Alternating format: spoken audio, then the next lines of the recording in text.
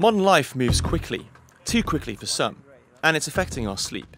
According to the National Sleep Foundation, a third of people in the UK get less than the recommended 7 to 9 hours a night.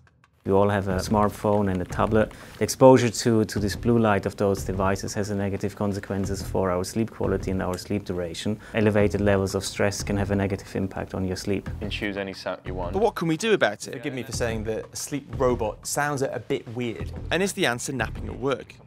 When you feel your concentration waning, sitting at your desk, don't grab the coffee, don't grab chocolate and sugary drinks, have a nap. Sleep's important for well-being and for business, but our minds are overstimulated. We stay up too late, binging on box sets, and smartphones and other screens are never too far away. We are in the middle of a sleep crisis. Globally, the WHO has declared that sleep deprivation is a huge risk, not only on our health, but also on our economy. So I'm going to look at some of the latest solutions on offer. Ostrich pillows, nap pods, wearable devices and sleep robots can all supposedly help. So you've developed a sleep robot to try and combat this problem. How does it work? You hold it during the night like this as a teddy bear. It will start to mimic the physical sensation of the falling and rising of the breath, which will be synchronized to you, and it guides you to a meditative state of breathing.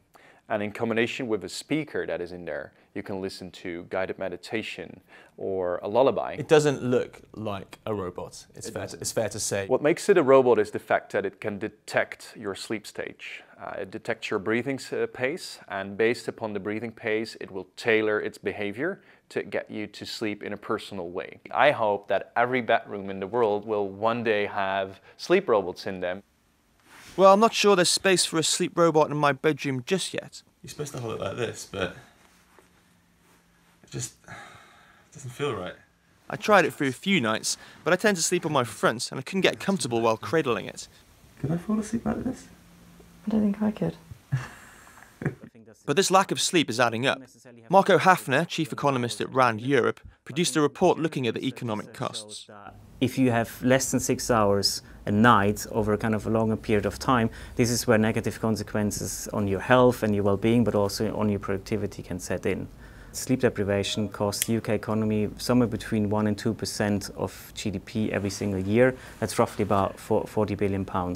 People or individuals or employees who don't sleep enough, they are more likely to be absent from work, so you're more likely to get a common cold or a flu, or you come to work but you're not as productive as you could be. An individual who sleeps on average less than 6 hours a night loses on average about 5 working days more compared to an individual who sleeps somewhere between 7 and 9 hours. So if you were to add that up, I mean, what does that look like at a sort of national level? It's probably in the 100,000 days lost in the UK. So we're losing hundreds of thousands of days of work each year due to sleep deprivation. Yes.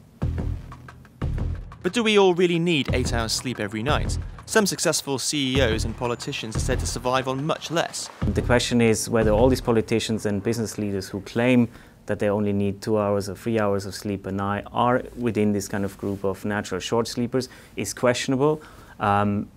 Potentially if they do this over a longer period of time, that will have negative consequences for their health and potentially their productivity. Even if you're lucky enough to be one of those people who get the recommended 7 to 9 hours sleep a night, a daily power nap could still boost productivity and well-being. Cara Moore, founder of Pro Nappers, is on a mission to change attitudes to napping in the workplace. So as a nap fanatic, I want to evangelise about napping. Set a timer for 20 minutes because you don't want to nap for more than 20 minutes. If you do, you'll get into what we call the sleep inertia and you'll wake up feeling groggy. But I mean, I'm a nap pro. I can even nap for 5 minutes or 10 minutes. And it makes such a difference to my productivity in the afternoon. We want to normalise napping in the workplace and to make it acceptable and accessible for all. That all sounds great, but where do you go to nap in the office? Weird or The reality, according to a Pro Nappers survey, is grim. 3/4 of our survey told us that they had napped at work. When we drilled down into where they had napped, the results were staggering. this is somebody napping on the toilet by the looks of it. Yes. So 23% of our survey who had napped at work had gone to the loo to take a nap. Wow. The most common place that people went to nap during the working day was in their car, or at your desk, or under your desk. I mean, how on earth does somebody nap under their desk? Well, I can nap anywhere. So if really there was no alternative and I was in an open plan office and there was really nowhere else to go, then I would just put my head down under a desk. So just legs poking out at the end, but just leave me alone, I'll go for my nap. Don't mind my legs. A little trip hazard maybe, but... UK startup Podtime says it has the solution. It's sold 600 nap pods to companies in over 20 countries. So you go in there, you slide the door, and you're in there and no one can see you. So this is going to help change the culture at companies where people maybe aren't used to napping, perhaps because of a lack of privacy. This is giving them that privacy to feel relaxed enough in order to drop off. Yes, indeed. It's actually quite a small footprint. Once you're in there, it feels quite spacious. There's more space inside the pod than I imagined, but I'm not convinced claustrophobic people would agree. It isn't soundproof either, but it's comfortable and private. Nick Taylor uses the Podtime nap pod in his workplace about once a week, and he encourages his staff to do the same. Sleep is a natural part of a human's life, and it's important that we are well rested for our brain to function well. So I don't see any reason why we wouldn't want people in the workplace to take time out and take a sleep for 20 minutes or something and then come back in feeling more alert and more engaged. A cynic, though, would say that this is about keeping your employees at their desk for longer. It's not about a 9 to 5 day anymore. Your emails don't stop at 5. They don't start at 9. You know, the lines are blurred between office and home. So I think it's about empowering employees actually to offer them a place to rest. I don't think it's about being cynical and not about getting the pound of flesh for the employer. So. Okay, but wouldn't a more progressive company maybe give the staff that flexibility to maybe to work at home rather than to nap but stay in the office for longer? Yeah, I mean, working from home is more mainstream. But for example, if you're client facing, you cannot tell an employee, okay, you know, come at 10 if you're tired. If you have to actually be there for a client at 9, that's not going to work, I think. These days, it isn't just the big tech companies or startups that provide nap stations. Even the Financial Times has a relaxation room. Okay, so it's a small space with room for just 2 people in a building that holds several hundred. No nap pods here for now. So I wouldn't say that there's a widespread nap culture at the FT just yet. And I can't imagine relaxing enough at work to drop off when a colleague could walk in at any moment to find me snoring away. But pro nappers provide me with an ostrich pillow, a temper eye mask, and a nap aroma inhaler, so it's now or never.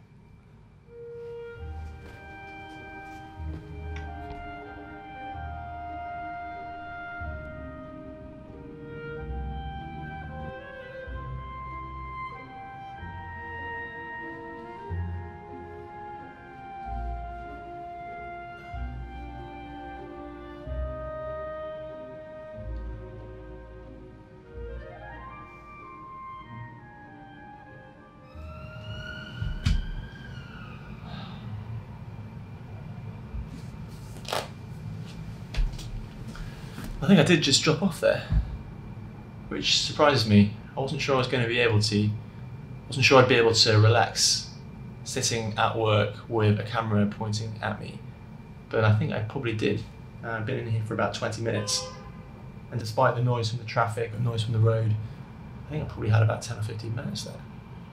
According to my fitness tracker, I was asleep for 13 minutes. It doesn't sound like much, but I leave the relaxation room feeling refreshed and alert. It's never been easier to monitor the quality of our sleep thanks to wearable technology. Fitbit devices analyse sleep and provide a score based on resting and sleeping heart rate, and the amount of time spent in each sleep cycle. A score of over 90 is generally considered excellent. Anything over 80 is usually good. I'm struck by my own scores though. I tend to get less than the recommended 7 hours a night, sometimes a lot less. While my Fitbit sleep score is usually fair rather than good to excellent. But according to Fitbit, I'm not alone. The global average is just a little bit short of 7 hours. If we could move the global average up 30 minutes, I think that would be a big benefit. And would that apply to me personally? I'm getting somewhere between 6 and 7 hours sleep. My sleep score is usually somewhere around the 75 mark. It would be nice if you were able to get more sleep. You know, when you talk to people about why do they not sleep enough, in a lot of cases, it's not a lack of desire or interest. It's that they have to deal with the reality of getting a kid to school, or they've got an early start at work. What we're trying to do is provide at least information. But there's a danger that access to too much information could have an adverse effect. If you're, for instance, someone who suffers from insomnia, or generally you worry about your sleep and you start tracking your sleep, and you see that you potentially sleep less than the recommended 7 to 9 hours, you may start actually to worry, and due to this worry you sleep even less. Yeah, there's a danger that we have too much data available sometimes perhaps. It can be very important to track your sleep and your sleep quality, but at the same time, if it's really negatively affecting your sleep, then it's not a good thing if you start worrying about it. It's also important to mention that while some of the sleep trackers and generally trackers, they become more and more sophisticated and better in tracking your sleep, they're still potentially not necessarily 100% accurate in measuring your sleep. The way work is going today, people have more autonomy and flexibility about how they work at their best and get their job done. So for some people it will be going for a run, for other people it's having a nap. And I think if you're one of those people who absolutely feel that sort of compulsion to shut your eyes rather than just powering through or having a coffee or going out for a cigarette, have a nap. It feels like there's some way to go before work naps catch on everywhere. But there are still many ways we can try to improve our sleep. Going to bed earlier, cutting the blue light at bedtime, or trying the latest tech gadget could leave you feeling refreshed and more productive. It won't all work for everyone, so a holistic approach might be the best bet. I'm going to get on the case. Just as soon as I stop feeling so tired.